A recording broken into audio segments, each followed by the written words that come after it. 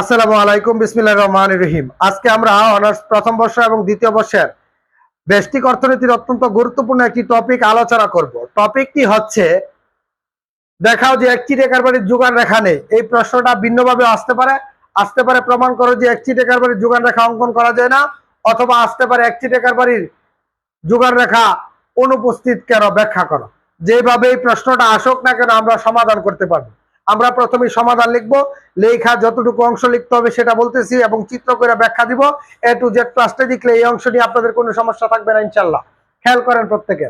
আপনারা প্রথম লিখবেন, পূর্ণ প্রতিযোগিতামূলক বাজারে দ্রব্যের দাম এবং পরিমাণের মধ্যে একক সম্পর্ক বজায় থাকে, তাই পূর্ণ প্রতিযোগিতামূলক বাজারে যোগান রেখা পাওয়া যায়।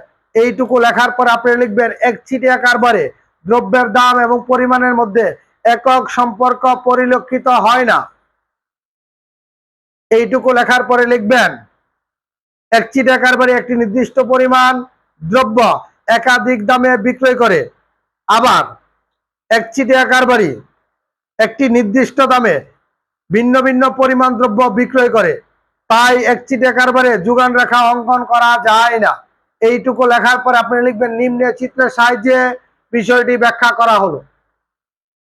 আমরা এই চিত্রটা করি, এরপরে সম্পূর্ণ ব্যাখ্যা লেখার পরে এ টু জেড বোঝানোর চেষ্টা করব। খেয়াল করেন প্রত্যেকে। দুইটা চিত্র হবে, স্কেল দিয়ে করবেন। এখানে এক্স লিখবেন। এই চিত্রের লম্ব অক্ষে লিখবেন আয় ব্যয় দাম, ভূমি অক্ষে লিখবেন হচ্ছে উৎপাদন। কথা বুঝতে পারছেন? এই চিত্রের লম্ব অক্ষে আয় ব্যয় দাম,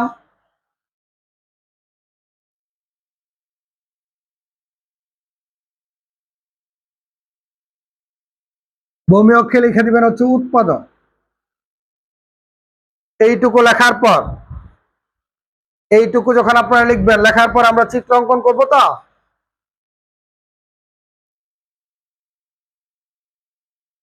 স্কেল দিয়া করবেন।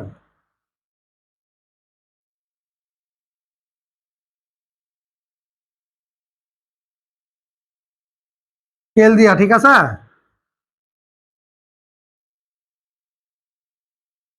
এটার নাম দিবেন AR1, আর এটার নাম দিবেন MR1। AR1 আর কি দিবেন AR1। এখন এই যে এখানে যে ছেদবিন্দুটা হয়েছে, এটার উপর দিয়ে আরেকটা রেখা টানবেন। এটার দিবেন AR2, আর এই বিন্দু দিয়ে আরেকটা রেখা যাবে এই বিন্দু থেকে। এটা দিবেন MR2। এই যে MR1 আর MR2 এই যে এই বিন্দুতে সেট করছে না, এখান থেকে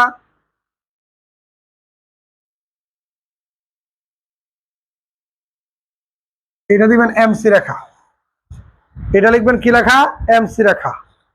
এটুকুর নাম দিবেন M, এই বিন্দুটার নাম দিবেন E, এটাকে দিতে পারেন P1, এটাকে দিবেন P2। এটা হচ্ছে কচিত্রা। কিভাবে করতে হয় সবাই হয়তো বা বুঝছেন, ইনশাল্লাহ চেষ্টা করবেন করার জন্য ধাপে ধাপে। এরপরে আমরা আরেকটা চিত্র অঙ্কন করবো। এখানে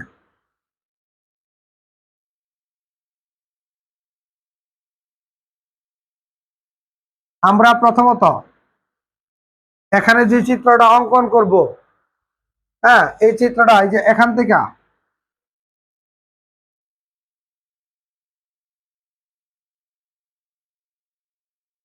এটা দিবেন হচ্ছে AR1, এটা দিবেন MR1। এর আগ দিয়ে আরেকটা রেখা টানবেন, এটা উপর থেকে যাবে। এটার নাম দিবেন AR2, এটার নাম দিবেন MR2। এখন MR2 আর MR1 এই দুইটা বিন্দু ছেদ করে একটা রাখা যাবে, এটার নাম হচ্ছে MC। এই রেখাটার নাম দিবেন কি? MC। এই বিন্দুটার নাম দিয়ে দিবেন E1, এই বিন্দুটার নাম দিবেন E2, এখানে দিবেন P, এখানে দিবেন M1, এখানে M2। অথবা M2 M1 এর জায়গায় Q1 Q2 দিতে পারেন। ঠিক আছে, এই চিত্রটার নাম দিবেন ক চিত্র, এই চিত্রটার নাম দিবেন খ চিত্র। আমরা ব্যাখ্যা দিব, ব্যাখ্যার আগের অংশ কি বুঝাইছি সেটা আগে আপনাদেরকে বলতেছি, খেয়াল করেন। চিত্রটা সবাই অঙ্কন করেন, আর আগের অংশ কি বলছি এটা আপনাদের কাছে বলতেছি। আগের অংশের মধ্যে আমরা বলছিলাম হচ্ছে, আগের যে অংশটুকু এইটুকুর মধ্যে আমরা বলছিলাম পূর্ণ প্রতিযোগিতামূলক বাজারে দ্রব্যের দাম এবং পরিমাণের মধ্যে একক সম্পর্ক বজায় থাকে। তাই পূর্ণ প্রতিযোগিতামূলক বাজারে যোগান রেখা পাওয়া যায়। কেমনে একক সম্পর্ক বজায় থাকে আমি আপনাদেরকে দেখাই। সাধারণত যোগান রেখা হচ্ছে এটা,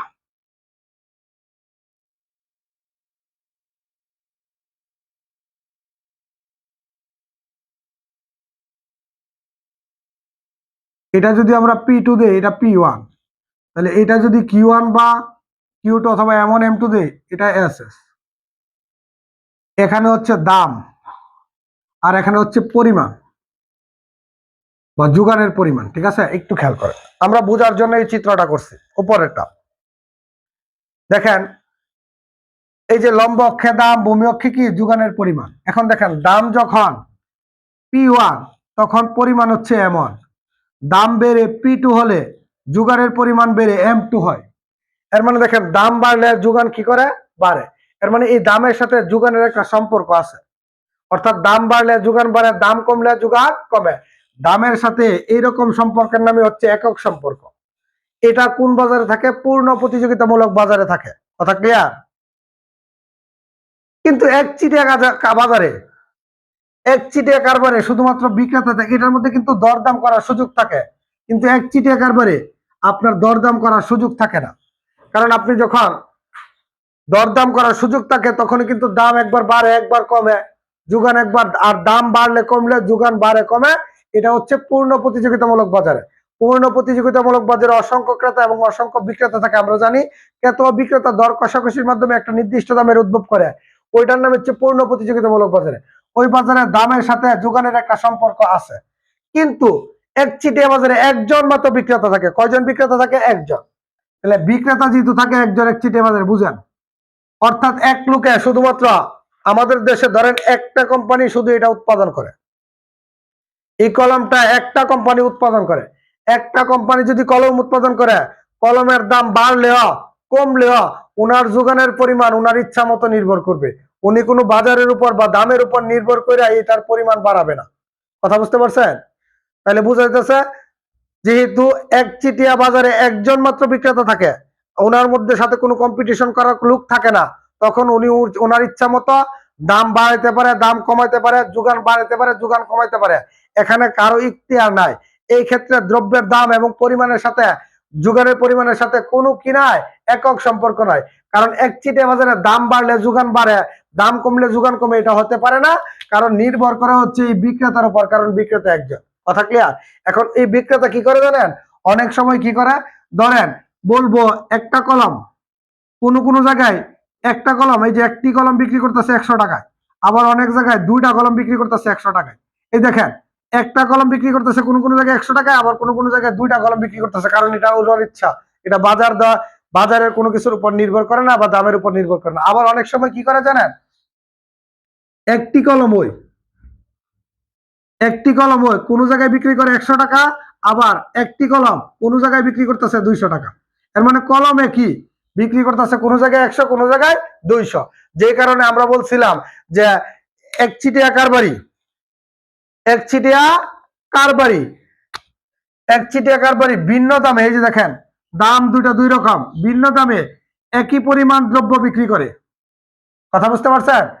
একচিটিয়া কারবারি একটি নির্দিষ্ট পরিমাণ দ্রব্য, এই যে একটা দ্রব্য, একটা নির্দিষ্ট পরিমাণ দ্রব্য একাধিক দামে বিক্রি করে থাকে। 100 টাকা আবার 200 টাকা, একাধিক দামে বিক্রি করে থাকে। আবার লিখছিলাম একচিটিয়া কারবারি একটি নির্দিষ্ট দামে, এই যে নির্দিষ্ট দাম হচ্ছে 100, 100 দামে ভিন্ন ভিন্ন দ্রব্য বিক্রি করে। এই যে এখানে বিক্রি করে একটা, এখানে বিক্রি করে কি দুইটা। কারণ এটা দাম বা পরিমাণের সাথে কোনো দামের সাথে পরিমাণের কোনো সম্পর্ক নয়, একমাত্র বিক্রেতার ইচ্ছার উপর নির্ভর করে। কথা ক্লিয়ার? আচ্ছা, তাইলে দেখা যাইতেছে একচিটিয়া কারবারে পূর্ণ প্রতিযোগিতার মধ্যে একক সম্পর্ক বজায় থাকে না, বিদায় একচিটিয়া কারবারের যোগান রেখা পাওয়া যায় না, কিন্তু পূর্ণ প্রতিযোগিতায় দ্রব্যের দাম এবং যোগানের মধ্যে একক সম্পর্ক পরিলক্ষিত হয় বিধায় পূর্ণ প্রতিযোগিতায় যোগান রেখা অঙ্কন করা যায় বা পাওয়া যায়। এরপরে আমরা চিত্রটা অঙ্কন করছি, এখন চিত্রের ব্যাখ্যা দিব। দেখেন, চিত্র অঙ্কন করার পর আমরা কিসের ব্যাখ্যা দিব? চিত্রের ব্যাখ্যা। চিত্রের মধ্যে আপনারা লিখবেন ক চিত্রে, আমি বলতেছি আপনারা লিখে ফেলবেন, এটা নাম দিবেন খ চিত্র। লিখবেন ক চিত্রে, ক চিত্রে ভূমি অক্ষে উৎপাদন এবং লম্ব অক্ষে আয় ব্যয় দাম নির্দেশ করা হলো। ই বিন্দুতে, ক চিত্রে এই বিন্দুতে ভারসাম্য অর্জন করায় একচিটিয়া কারবারি ওএম পরিমাণ দ্রব্য P1 বা P2 দামে বিক্রি করে। P1 বা কি P2 দামে বিক্রি করে। আবার খ চিত্রে,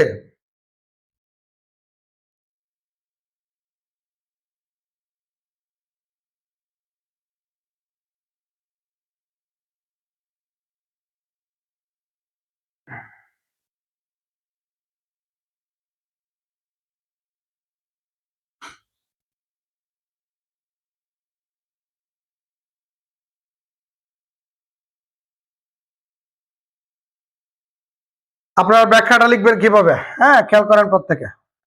লিখবেন ক চিত্রে ভূমি অক্ষে উৎপাদন লম্ব অক্ষে আয় ব্যয় দাম নির্দেশ করা হলো।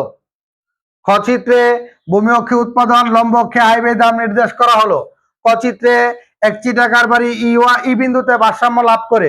এই ক্ষেত্রে একচিটিয়া কারবারি ওএম পরিমাণ দ্রব্য P1 এবং P2 দামে বিক্রি করে থাকে। এই ক্ষেত্রে দ্রব্যের দামের সাথে পরিমাণের কোনো একক সম্পর্ক পরিলক্ষিত হয় না, তাই একচিটিয়া কারবারে যোগান রেখা অঙ্কন করা যায় না। এইটুকু লিখবেন। পরে লিখবেন আবার খ চিত্রে, এই যে খ চিত্রে একচিটিয়া কারবারি E1 এবং E2 বিন্দুতে ভারসাম্য লাভ করে। এই ক্ষেত্রে একচিটিয়া কারবারি ওপি দামে OM1 এবং OM2 পরিমাণ দ্রব্য বিক্রি করে থাকে। এই ক্ষেত্রে দেখা যাচ্ছে যে দ্রব্যের দামের সাথে পরিমাণের কোনো একক সম্পর্ক পরিলক্ষিত হয় না, তাই একচিটিয়া কারবারির যোগান রেখা অঙ্কন করা যায় না। কথা ক্লিয়ার? এইটুকু লিখে ফেলবেন। এখন ব্যাখ্যার মানে কি আমি আপনাকে বুঝাতেছি। দেখেন, এইটুকু পরিমাণ দ্রব্য অনেক জায়গায় বিক্রি করতেছে এইটুকু দামে OP1 দামে, আবার অনেক জায়গায় OP2 দামে, অর্থাৎ এই পরিমাণ দ্রব্যের সাথে দামের কোনো সম্পর্ক নাই।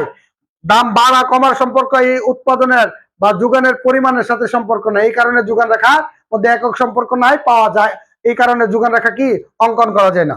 দেখেন এই চিত্রের মধ্যে দাম এইটুকু, দাম বাড়তেছে না কমতেছে না, কিন্তু পরিমাণ একসময় বাড়তেছে আবার একসময় কি কমতেছে। তাহলে এই দামের সাথে পরিমাণের কোনো একক সম্পর্ক নাই, তাই একচিটিয়া কারবারির যোগান রেখা পাওয়া যায় না।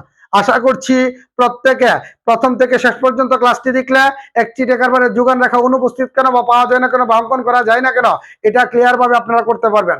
খুদা হাফেজ, ভালো থাকবেন।